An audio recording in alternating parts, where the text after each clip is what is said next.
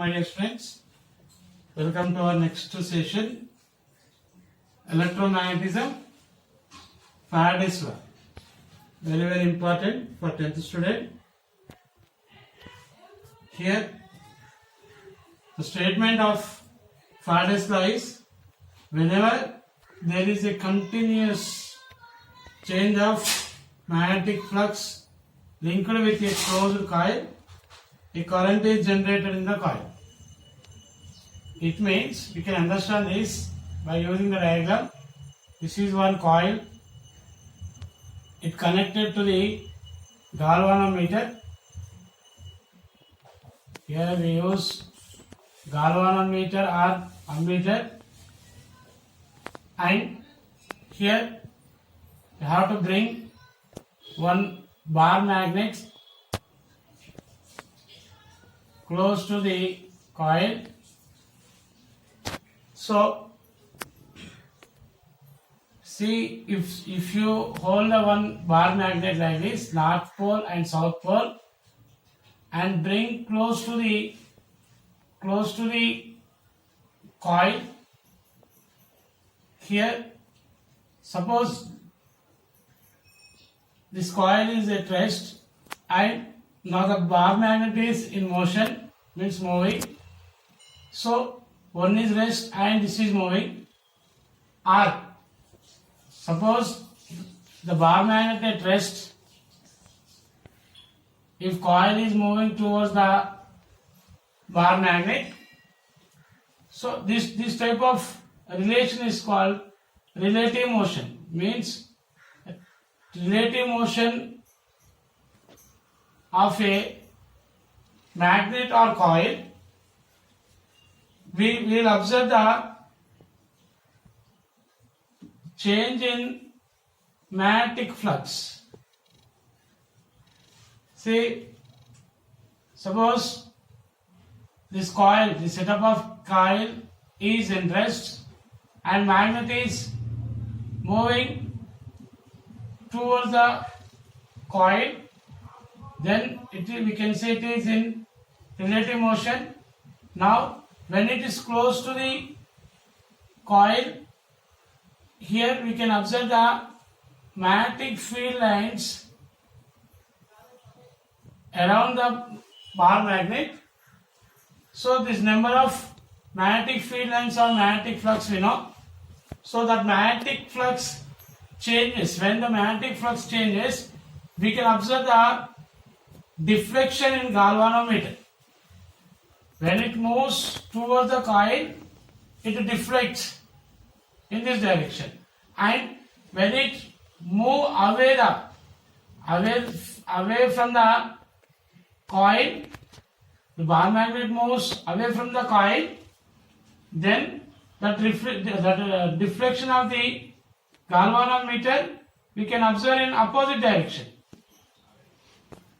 And suppose we place the bar magnet at rest and moves the coil towards the bar magnet, then also we can observe the deflection. If coil moves towards the bar magnet, we can observe the deflection in one direction. If coil moves away from the bar magnet, we can observe the deflection in another direction. This is due to the change in magnetic flux. Magnetic flux means the number of magnetic field lines that we can observe above the bar magnet. That magnetic field, in the magnetic field we can observe the magnetic field lines, the number of magnetic field lines in the magnetic flux. So, and when the indicator deflects in a galvanometer, we can say that induced electric current or electromotive force EMF generated in the coil we can observe. So due to the magnetic flux, induced EMF changes. See, when the bar magnet or relative motion, the speed increases, generated EMF or induced current increases. the speed decreases, means motion of the bar magnet increases into the coil, that electromotive force or induced current increases. The speed decreases, electromotive force decreases. Means the generation of electromotive force or induced current depends on speed, one factor speed, and here it depends on another factor, number of turns of a coil. That number of turns of the coil increases, that electromotive force induced increases. If the number of turns in a coil, here number of turns in a coil means, suppose this coil having the number of turns of wire like this, that number of turns increases, EMF increases. The number of turns decreases, EMF decreases. So that's why we can finalize it. The induced EMF generated in a closed loop is equal to the rate of change of magnetic flux passing through it. So this we can say electromotive force is directly proportional to rate of change of flux. That we can write induced EMF equals to change in flux by, the rate means time. So change in flux by time. The flux represented by the letter phi.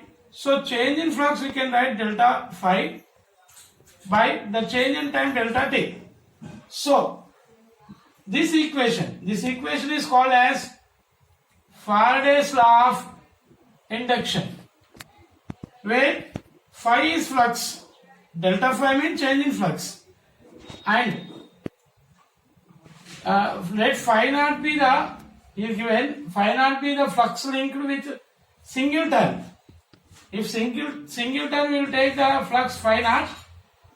If having number of turns n, then its magnetic flux is equals to phi equals to n phi naught.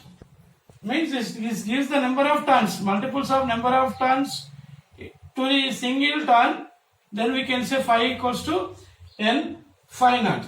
So this is about Faraday's law. Thank you.